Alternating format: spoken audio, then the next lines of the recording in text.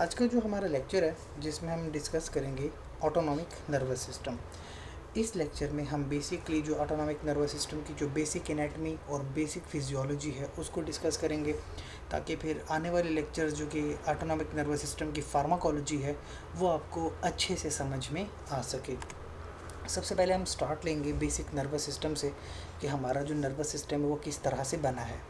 देखिए, आप जानते हैं किसी भी ह्यूमन बीइंग में जो नर्वस सिस्टम है उसमें मेजरली आपके पास ब्रेन आता है, स्पाइनल कॉर्ड आता है और कुछ साथ में आती हैं नर्व्स। ठीक है, तो अगर आप एक ह्यूमन बीइंग को देखें तो ह्यूमन बीइंग में जो बिल्कुल सेंट्रल एक्सिस है, यानी इंसान का बिल्कुल बीच वाला हिस्सा आप देखें तो वहाँ पे ब्रेन आता है और स्पाइनल कॉर्ड आती है। तो क्योंकि इंसान के जिस्म में ब्रेन और स्पाइनल कॉर्ड बिल्कुल सेंटर में है, इस वजह से हम इसको कहते हैं सेंट्रल नर्वस सिस्टम। इस ब्रेन और स्पाइनल कॉर्ड से फिर आपके पास नर्व्स जो हैं वो पेरिफ्री में गई हैं towards all parts of the body. तो क्योंकि वो पेरिफ्री की तरफ गई हैं नर्व्स वगैरह, तो हम उसको कहते हैं कि ये पेरिफेरल नर्वस सिस्टम है। अब ये जो नर्व्स हैं ये दो तरह की होती हैं, एक होती है मोटर और एक होती है सेंसरी। ठीक है, मोटर को हम इफरेंट नर्व्स भी कहते हैं, सेंसरी को अफरेंट नर्व्स भी कह रहे होते हैं। तो जो मोटर नर्व्स हैं वो ब्रेन से मैसेज लेकर आते हैं ऑर्गन्स की तरफ और फिर वो ऑर्गन्स अपना फंक्शन परफॉर्म करते हैं। अब ये जो इफेक्टर नर्व्स हैं ये ऑटोनॉमिक नर्वस सिस्टम यानी इनवॉलंटरी एक्शंस भी परफॉर्म करती है और सोमैटिक नर्वस सिस्टम यानी वॉलंटरी एक्शन भी परफॉर्म करते हैं। इन दोनों का फ़र्क आप समझिए, जैसे मैं ये अपने हाथ हिला रहा हूँ, मैं कहीं चल फिर रहा हूँ, मैं बातें कर रहा हूँ, ये जो आपके पास डिफरेंट मूवमेंट्स हैं ये सोमैटिक नर्वस सिस्टम से ताल्लुक़ रखती हैं, जिसमें ज़्यादातर स्केलेटल मसल्स आते हैं। इनवॉलंटरी या ऑटोनॉमिक नर्वस सिस्टम की मैं मिसाल दूं आपको कि अगर मैं आपसे कहूं कि जो मेरे पास जीआईटी है, स्टमक को कॉन्ट्रैक्ट करना, इंटेस्टाइन को कॉन्ट्रैक्ट करना चाहूँ या मैं अपने हार्ट की कॉन्ट्रैक्शन को कंट्रोल करना चाहूँ, तो जाहिर सी बात है ये मेरे अपने कंट्रोल में नहीं होता। मैं अपने हार्ट को कंट्रोल नहीं कर सकता, मैं ख़ुद से अपने इंटेस्टाइन को या अपने स्टमक को कंट्रोल नहीं कर सकता। ये काम खुद ब खुद ऑटोमेटिकली हो रहा होता है। तो ये जो काम है ये आता है ऑटोनॉमिक नर्वस सिस्टम में। इसी बेस पर ऑटोनॉमिक नर्वस सिस्टम डिवाइडेड है पैरासिम्पथेटिक, सिंपथेटिक और एंटेरिक नर्वस सिस्टम, यानी कि ऑटोनॉमिक में भी 3 डिविजन्स हैं। अब आप एक बात याद रखिए कि आपके पास एक है पैरासिम्पथेटिक नर्वस सिस्टम और एक आपके पास है सिंपथेटिक नर्वस सिस्टम। सिंपल सी बात मैं आपको समझाऊं, जो सिंपथेटिक नर्वस सिस्टम है वो रिलेटेड है स्ट्रेस से। ठीक है, या इसको हम फाइट एंड फ्लाइट भी कहते हैं, यानी कि या तो आप कहीं से लड़ रहे हो या भाग रहे हो, फाइट एंड फ्लाइट या स्ट्रेस, या जब आप एक्सरसाइज कर रहे होते हो तो उसमें आपका सिंपथेटिक नर्वस सिस्टम काम करता है। पैरासिम्पथेटिक नर्वस सिस्टम काम करता है जब आप रेस्टिंग स्टेट में हो या आप रेस्टिंग कर रहे हो या आप खाना डाइजेस्ट कर रहे हो, तो हम उसको रेस्ट एंड डाइजेस्ट कहते हैं। जब आप आराम कर रहे हो, अपने घर में बैठे हैं, अपने कमरे में बैठे हैं बिल्कुल आराम से, तो आपका नर्वस सिस्टम जो है उसमें पैरासिम्पथेटिक भी आता है और सिंपथेटिक भी आता है। सबसे बड़ा सवाल जो हमारे जहन में आता है कि हमारी बॉडी को कैसे पता चलता है कि अभी पैरासिम्पथेटिक सिस्टम ने काम करना है और अभी सिंपथेटिक सिस्टम ने काम करना है। तो इस सवाल का जवाब यह है कि जो आपके पास होता है बॉडी में हाइपोथैलेमस, तो दरअसल हाइपोथैलेमस जो आपके पास है, हाइपोथैलेमस कंट्रोल करता है कि कब पैरासिम्पथेटिक सिस्टम एक्टिवेट होगा और कब सिंपथेटिक सिस्टम एक्टिवेट होगा। अब हाइपोथैलेमस को कौन बताता है कि तुमने पैरासिम्पथेटिक सिस्टम एक्टिवेट रखना है या सिंपथेटिक को एक्टिवेट करना है? हाइपोथैलेमस को ये कैसे पता चलता है? तो देखें, हमारे पास ब्रेन में एक सिस्टम होता है जिसको कहते हैं लिम्बिक सिस्टम। लिम्बिक सिस्टम का ताल्लुक है इमोशंस के साथ, बिहेवियर्स के साथ और मेमोरीज़ के साथ। यानी हमारा जो इमोशन है किसी एक सिचुएशन से बिहेव किस तरह करते हैं या मेमोरीज़ हमारी कैसी हैं। मैं आपको एक कंडीशन समझाता हूँ। फ़र्ज़ कीजिए हमारे पास एक बंदा है और वो बंदा एक ऐसी सिचुएशन में है कि या तो वो किसी से लड़ाई कर रहा है या उसके पीछे कोई कुत्ता पड़ गया और उसने कुत्ते से भागना है वरना कुत्ता उसको काट लेगा, या कोई बंदा उसको मारने को आ रहा है। तो ऐसी कंडीशन से आपके कैसे इमोशन जुड़े होंगे? जाहिर सी बात है, आपके पीछे कुत्ता पड़ रहा है, वो काटेगा आपको, या कोई बंदा आपको मार रहा है, तो आपको स्ट्रेसफुल कंडीशंस फील होती हैं। आपके इमोशंस, आपका बिहेवियर होगा वो इस तरह से होगा कि आपको स्ट्रेस पड़ेगा। तो जब आपको इस तरह की इमोशंस और बिहेवियर्स आएंगे तो लिम्बिक सिस्टम क्या करता है? लिम्बिक सिस्टम हाइपोथैलेमस में आपके पास एक एरिया होता है जिसको हम कहते हैं पोस्टीरोलेटरल एरिया। हाइपोथैलेमस में ये एरिया होता है लिम्बिक सिस्टम पोस्टीरोलेटरल एरिया को एक्टिवेट करता है, जिसकी वजह से सिंपैथेटिक नर्वस सिस्टम एक्टिवेट हो जाता है। ठीक है। अच्छा, इसके बरक्स अगर हम आपके पास एक दूसरी सिचुएशन डिस्कस करें, जहाँ पे आप जो है अपने घर पे बैठे हुए, अपने कमरे में बैठे हुए, बहुत ही आराम के साथ बैठे हैं, कोई टेंशन नहीं है आपको, खाना आप खा चुके हैं, अब अपने बेड पे आप सो रहे हैं, ऐसी कंडीशन अगर आपके पास है, तो ऐसी कंडीशन में कोई स्ट्रेस आपको नहीं है, तो आपके इमोशंस और आपके बिहेवियर कैसे होंगे, यानी आप बिल्कुल खुशगवार मूड में बैठे होंगे, कोई स्ट्रेस आप पर नहीं है। तो ऐसी इमोशंस और ऐसी बिहेवियर्स अगर आपके होंगे, तो आपका लिम्बिक सिस्टम क्या करेगा, वो अगेन हाइपोथैलेमस में जाएगा और इस बार वो एक एरिया को एक्टिवेट करते हैं जिसको कहते हैं वेंट्रोमीडियल एरिया। वेंट्रोमीडियल एरिया को एक्टिवेट करेगा तो पैरासिम्पैथेटिक नर्वस सिस्टम एक्टिवेट होगा और उसकी वजह से फिर आप बिल्कुल खुशगवार मूड में रहेंगे। तो इस तरह से आपके अंदर होता है लिम्बिक सिस्टम, और लिम्बिक सिस्टम दरअसल क्या करता है, आपके हाइपोथैलेमस को कंट्रोल करता है। और हाइपोथैलेमस में दो ही एरिया होते हैं, या वेंट्रोमीडियल या पोस्टीरोलेटरल। वेंट्रोमीडियल एरिया जुड़ा हुआ है पैरासिम्पैथेटिक से, पोस्टीरोलेटरल मीडिया जुड़ा है सिंपैथेटिक नर्वस सिस्टम से। तो इस तरह से आपका सिंपैथेटिक और पैरासिम्पैथेटिक नर्वस सिस्टम कंट्रोल होता है। अच्छा, सबसे बड़ी चीज़ जो यहाँ पे हमारे पास है, जो असल में ये सारा का सारा गेम है, या सारा का सारा रोल, ये सारा कंट्रोल जिसके हाथों में है, वो है आपके पास रिसेप्टर्स। यानी आपका सारा ऑटोनॉमिक नर्वस सिस्टम रिसेप्टर पे चल रहा है। देखें, आपके पास जो पैरासिम्पैथेटिक नर्वस सिस्टम है, यानी जो रेस्ट एंड डाइजेस्ट है, उसमें रिसेप्टर इन्वॉल्व हैं, कोलिनर्जिक रिसेप्टर। जबकि जो सिंपैथेटिक नर्वस सिस्टम है, जो फाइट एंड फ्लाइट है, उसमें आपके पास इन्वॉल्व हैं एड्रीनर्जिक रिसेप्टर्स। अच्छा, जो कोलिनर्जिक रिसेप्टर हैं वो दो तरह के हैं, एक को कहते हैं निकोटिनिक, एक को कहते हैं मस्करिनिक। ठीक है। निकोटिनिक भी दो तरह के हैं, NN और NM। NN का मतलब वो निकोटिनिक जो गेंगलियन लेवल पे प्रेजेंट है, NM वो निकोटिनिक रिसेप्टर जो मस्कुलर लेवल या फिर इफेक्टर ऑर्गन्स पे हैं। मस्करिनिक रिसेप्टर्स क्या हैं, ये वो रिसेप्टर्स हैं जो टोटली आपके पास इफेक्टर ऑर्गन्स पे प्रेजेंट होते हैं, तो उनको हम कहते हैं मस्करिनिक रिसेप्टर। ये 5 टाइप्स के होते हैं, M1 2 3 4 5, ये 5 टाइप्स के मस्करिनिक रिसेप्टर्स होते हैं। इनकी डिटेल हम बाद में देखेंगे। एड्रीनर्जिक रिसेप्टर्स ये वो रिसेप्टर हैं कि जब आपका सिंपैथेटिक नर्वस सिस्टम एक्टिवेट होता है तो फिर एड्रीनर्जिक रिसेप्टर एक्टिवेट होते हैं। ये भी दो तरह के होते हैं, एक को हम अल्फ़ा कहते हैं, एक को हम बीटा कहते हैं। अल्फ़ा जो है वो 2 टाइप्स के हैं, अल्फ़ा 1 और अल्फ़ा 2। बीटा भी 2 टाइप्स के हैं, बीटा 1 और beta 2।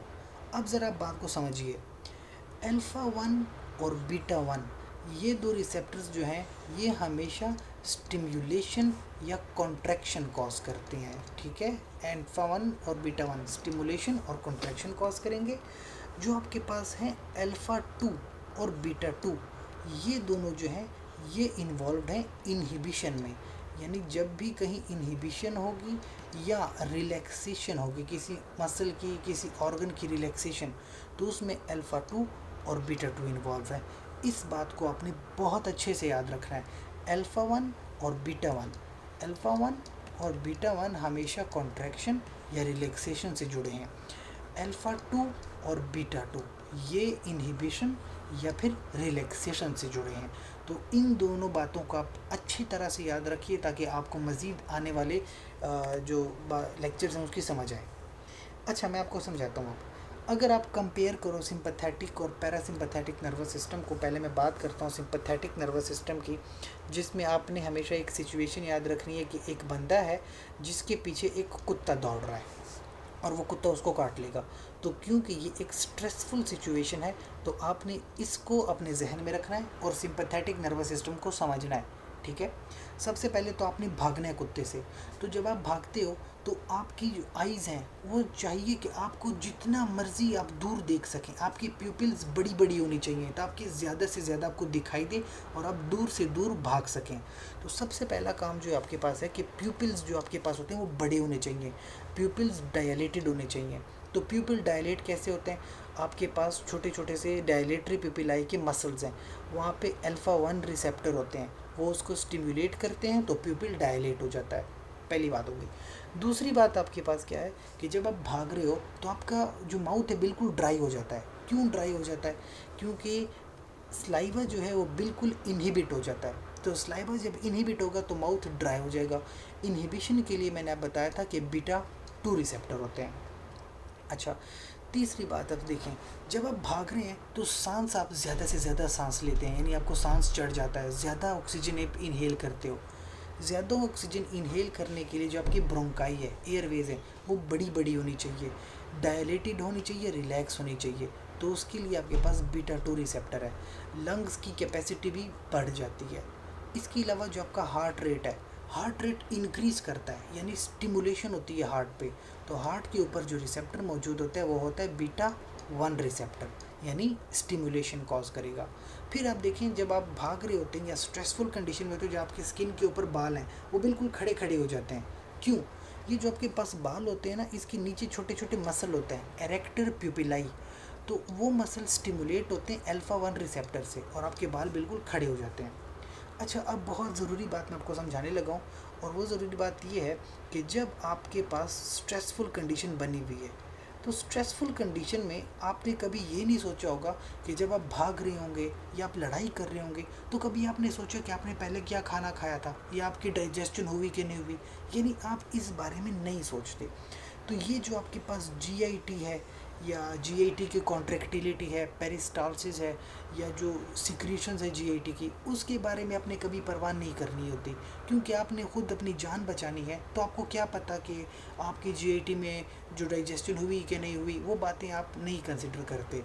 That means sympathetic nervous system में जीआईटी इनहिबिटेड होती है। बीटा 2 रिसेप्टर होते हैं यहाँ पे, वो जीआईटी को इनहिबिट रखते हैं। अच्छा, उसके बाद आपके पास एक और ज़रूरी बात है कि जब आपके पास सिंपैथेटिक सिस्टम एक्टिवेटेड है ना, आप भाग रहे हैं, तो भागने के लिए आपको ग्लूकोज चाहिए कि ब्लड में आपकी ज़्यादा से ज़्यादा ग्लूकोज मौजूद हो।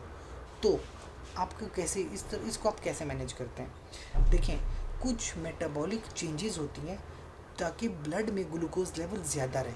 वो मेटाबॉलिक चेंजेस क्या है? सबसे पहले तो जो आपका लिवर है, लिवर के अंदर आपके पास जो ग्लाइकोजिनोलिसिस है, ग्लाइकोजिनोलिसिस इंक्रीज़ हो जाएगी, और जो ग्लाइकोलिसिस है, जो ग्लूकोज को तोड़ता है, वो बंद हो जाएगा। तो बीटा 2 रिसेप्टर यहाँ पे होगा, वो बंद कर देगा, ग्लाइकोलिसिस नहीं होगी।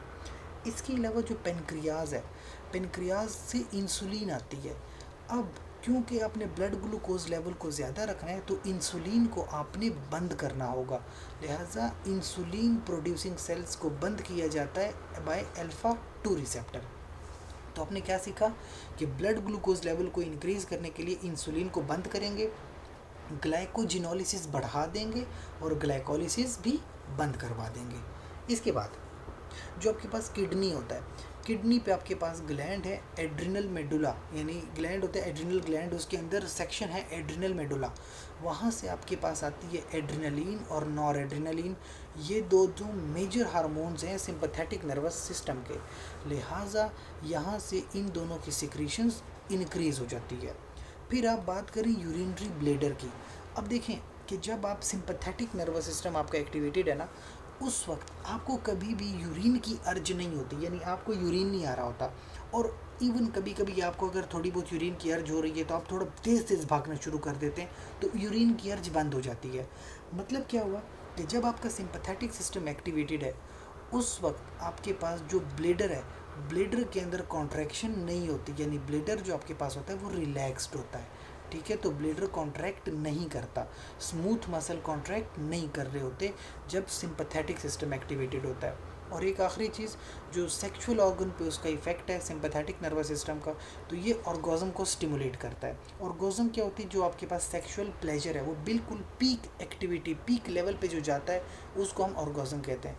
तो सिंपैथेटिक नर्वस सिस्टम में आपके पास ऑर्गेज़म आता है। ठीक है, तो ये आपके पास सिंपैथेटिक नर्वस सिस्टम हो गया। अब मैं आपको समझाता हूँ पैरासिम्पैथेटिक नर्वस सिस्टम, जो बिल्कुल इसके ऑपोजिट है। देखिए, पैरासिम्पैथेटिक नर्वस सिस्टम में क्या होता है कि जब आप अपने कमरे में बैठे हुए हैं, बिल्कुल रिलैक्स मोड में बैठे हुए हैं, आप बिल्कुल आराम कर रहे हैं, खाना आप खा चुके हैं, और ज़्यादा से ज़्यादा जो आपकी नज़र पड़ती है वो आपके आसपास दीवारों पे पड़ती है। तो यानी कि ना आप दूर देख रहे होते हैं। जब आपने दूर नहीं देखना होता तो प्यूपिल आपका कंस्ट्रिक्टेड होता है, छोटा प्यूपिल होता है, क्योंकि ज़्यादा दूर आपने देखना नहीं है।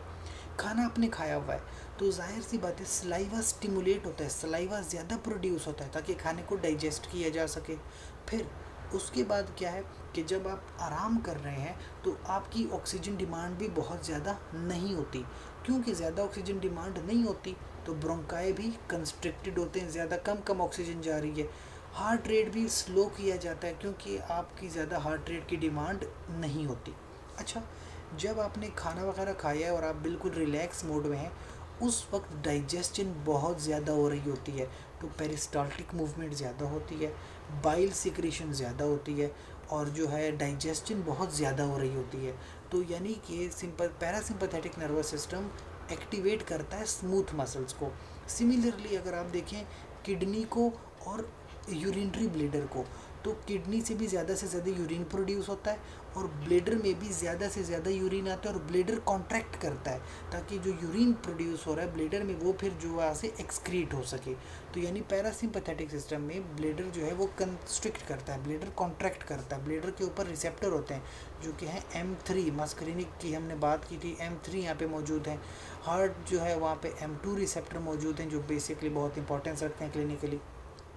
सेक्सुअल ऑर्गन्स की हम बात करें तो पैरासिम्पथेटिक सिस्टम का ताल्लुक है सेक्सुअल अर्जीज से। ये जो हमें सेक्सुअल अर्जीज आती हैं जब आप रिलैक्सेशन मोड में हो, जब आप रात को सो रहे हों, उस वक्त जो है ह्यूमन बींग्स में सेक्सुअल अर्जीज का आना, इसके साथ साथ जो है स्पर्म की प्रोडक्शन और फीमेल में ओवरीज की स्टिमुलेशन, ये पैरासिम्पथेटिक सिस्टम का हिस्सा है। यानी पैरासिम्पथेटिक सिस्टम इन चीज़ों को कंट्रोल करता है। अच्छा, अब बहुत ज़रूरी चीज़ जो आपको समझाने वाला हूँ that is called as blood flow. कि ब्लड फ्लो अब इंसान की जिस्म में आपको पता है 5 से 6 लीटर खून होता है, तो टोटल इतना ही खून है। तो जब आपके पास सिंपैथेटिक नर्वस सिस्टम इन्वॉल्व होता है या पैरासिम्पैथेटिक नर्वस सिस्टम एक्टिवेट होता है, उस वक्त इस 5 से 6 लीटर के खून पे किस तरह की चेंजेस आती हैं। देखें, जब आपके पास सिंपैथेटिक नर्वस सिस्टम इन्वॉल्व है, यानी जब आप उस कुत्ते से भाग रहे थे, वो आपको काट रहा था, तो ज़्यादातर भागने में आपने अपना स्केलेटल मसल यूज़ किया है, जबकि जीआईटी और स्मूथ मसल बिल्कुल रिलैक्स थे। तो यानी आपके स्केलेटल मसल को ज़्यादा खून चाहिए, तो blood flow toward skeletal muscle बढ़ जाता है। स्मूथ मसल तो आप इस्तेमाल कर नहीं रहे थे, तो स्मूथ मसल में ब्लड फ्लो डिक्रीज़ हो जाता है और स्केलेटल मसल में इंक्रीज़ हो जाता है। लेकिन अगर आपका पैरासिम्पैथेटिक सिस्टम एक्टिवेटेड है, जब रात को आप खाना खा के सो रहे थे, उस वक्त आप तो सो रहे हैं, आप स्केलेटल मसल का इस्तेमाल ही नहीं कर रहे, आप तो आराम से पड़े हुए हैं, लेकिन आपका स्मूथ मसल्स, आपकी जीआईटी वगैरह, उसमें बहुत ज़्यादा कॉन्ट्रैक्शंस हो रही हैं, वो खाने को डाइजेस्ट कर रहे हैं। तो उस दौरान जो आपके पास है स्मूथ मसल में ब्लड फ्लो इंक्रीज़ हो जाता है, जबकि स्केलेटल मसल में ब्लड फ्लो डिक्रीज़ हो जाता है। तो ये यहाँ पे कंसेप्ट है ब्लड फ्लो चेंजेस का। अच्छा, कोलिनर्जिक रिसेप्टर्स जो हमने बात की, जो कि पैरासिम्पैथेटिक सिस्टम का हिस्सा है, तो कोलिनर्जिक रिसेप्टर्स जो आपके पास हैं, बेसिकली ये आपके पास इसमें आते हैं मस्करिनिक रिसेप्टर्स और निकोटिनिक रिसेप्टर्स। मस्करिनिक रिसेप्टर की बात करें तो ये टोटल आपके पास 5 टाइप्स के हैं, 1 2 3 4 5। अब ज़रूरी बात समझिए, जो 1 3 और 5 है, यानी M1 M3 M5 ये स्टिम्युलेटरी हैं, जबकि M2 और M4 ये इनहिबिटरी हैं। इस बात को आप याद रखिएगा। इसके अलावा इसको मस्करिनिक क्यों कहते हैं? क्योंकि ये मस्करीन एक मशरूम है, उससे स्टिमुलेट होते हैं, तो इस वजह से इसका नाम मस्करिनिक है। एट्रोपिन इसको ब्लॉक करता है, तो एट्रोपिन से ये ब्लॉक हो जाते हैं, ठीक है। इसके अलावा जो क्लिनिकली इम्पॉर्टेंट मस्करिनिक रिसेप्टर्स हैं वो हैं M2 और M3। ज़्यादातर क्लिनिकली यही रिसेप्टर इंपॉर्टेंट है। M2 जो है वो हमारे पास हार्ट के ऊपर प्रेजेंट है, जबकि M3 हमारे पास यूरिनरी ब्लेडर के ऊपर प्रेजेंट है, ठीक है। और ये किस तरह से काम करते हैं, फार्माकोलॉजी में हम पढ़ते हैं कि ये G प्रोटीन कपल्ड रिसेप्टर्स हैं, तो ये GPCRs हैं। M1 M3 M5 क्योंकि स्टिमुलेटरी हैं, तो ये GQ प्रोटीन के बने हुए हैं, ठीक है। इसके अलावा इनमें जो आपके पास है फॉस्फोलाइपेज C, IP3 और डाईएसाइल ग्लाइसरोल आता है, जो कैल्शियम को इंक्रीज़ करता है सेल में और सेल स्टिमुलेट हो जाते हैं। इसके अलावा ये प्रोस्टाग्लैंडिन्स और ल्यूकोट्राइन्स भी सिक्रीट कर रहे होते हैं, जो कि ब्रोंकाई वगैरह को कंस्ट्रिक्ट कर देते हैं, ठीक है। और जो M5 है वो ब्रेन में प्रेजेंट है, तो वो सेरिब्रल आर्टेरियोल्स जो है वहाँ पे डायलेशन कॉज करता है, इवन डोपामीन को रिलीज़ करवाता है और रिवार्ड इफ़ेक्ट आता है, यानी खुशगवार से इफ़ेक्ट आता है, आपको खुशी महसूस होती है। बात इसके बरक्स जो आपके पास M2 और M4 हैं वो इनहिबिटरी हैं। M2 मैंने बात की, M2 प्रेजेंट होता है आपके पास हार्ट के ऊपर, तो वहाँ पे पोटाशियम चैनल्स को ये ओपन करवा देता है और जो हार्ट की कॉन्ट्रैक्शन है वो स्लो हो जाती है, पेस मेकर एक्टिविटी स्लो हो जाती है, कंडक्शन ऑफ द हार्ट बिल्कुल स्लो हो जाती है। और M4 भी ब्रेन में प्रेजेंट है, तो ब्रेन में जो न्यूरोट्रांसमीटर होते हैं उनकी रिलीज़ को ये बंद करवा देता है। तो ये दरअसल मस्करिनिक रिसेप्टर्स थे, वो किस तरह से काम करते हैं। तो यहाँ पे अगर आप इस पिक्चर में देखें, अब जो M1 है वो नर्व्स के ऊपर प्रेजेंट होता है, M2 मैंने बात की हार्ट के ऊपर बहुत ज़रूरी पॉइंट है, M3 ब्लेडर के ऊपर ये भी बहुत ज़रूरी पॉइंट है, M4 और M5 ये दोनों ब्रेन के अंदर सेंट्रल नर्वस सिस्टम के अंदर प्रेजेंट होते हैं। फिर हमारे पास है सिंपैथेटिक आउटफ्लो, कि जो सिंपैथेटिक नर्वस सिस्टम है जो फाइट एंड फ्लाइट है, उसमें दरअसल आपके पास जो मेन न्यूरोट्रांसमीटर है दैट इज़ नॉरएपिनेफ्रिन और एपिनेफ्रिन। ठीक है, एपिनेफ्रिन ज़्यादातर एड्रिनल मेडुला से आती है, जो कि 80 to 90% होती है हमारे बॉडी में, वो एड्रिनल मेडुला से आती है एपिनेफ्रिन। इसका बहुत मेन पॉइंट है वो है इसकी रिसेप्टर्स, यानी अगर आपने सिंपैथेटिक नर्वस सिस्टम को समझना है तो आपने उसकी रिसेप्टर को लाजमन याद रखना है। रिसेप्टर हमने बात की दो तरह के हैं, अल्फ़ा और बीटा। अब अल्फ़ा भी दो तरह के थे, अल्फ़ा दो तरह के, अल्फ़ा 1 और अल्फ़ा 2, और बीटा भी दो तरह के हैं, बीटा 1 और बीटा 2। और मैंने आपको बताया था कि अल्फ़ा 1 और बीटा 1 स्टिमुलेटरी हैं, अल्फ़ा 2 और बीटा 2 इनहिबिटरी हैं। अब जो मैं आपको बताने वाला हूँ वो बहुत ज़रूरी बात है, उसको ज़रा गौर से सुनिए और याद रखिए। जब कभी भी आपके पास सिंपैथेटिक नर्वस सिस्टम में जब कभी भी आपके पास कॉन्ट्रैक्शन होती होगी या फिर स्टिम्युलेशन होती होगी, जब कभी भी किसी भी ऑर्गन में कॉन्ट्रैक्शन या स्टिमुलेशन है, वहाँ पे अल्फ़ा 1 रिसेप्टर मौजूद होता है, सिवाय 3 ऑर्गन्स के, हार्ट, जक्स्टाग्लोमेरुलर अपरेटस और एडिपोसाइट्स। इन 3 जगहों पे बीटा 1 होता है, बाकी हर जगह पे अल्फ़ा 1 रिसेप्टर होता है। इस बात को याद रखें कि सिंपैथेटिक नर्वस सिस्टम में जब भी कॉन्ट्रैक्शन या स्टिमुलेशन आती है तो मोस्टली वहाँ पे अल्फ़ा 1 रिसेप्टर होते हैं, सिवाय 3 जगह के, हार्ट, जक्स्टाग्लोमेरुलर अपरेटस और एडिपोसाइट्स। और दूसरा पॉइंट ये है कि जब कभी भी सिंपैथेटिक नर्वस सिस्टम में इनहिबिशन होती है या फिर रिलैक्सेशन होती है, ठीक है, कोई भी मसल या कोई भी ऑर्गन जब रिलैक्सेशन मोड में जाता है तो वो जाता है बीटा 2 रिसेप्टर की वजह से, यानी वहाँ पे बीटा 2 रिसेप्टर होता है, सिवाय 3 जगह के।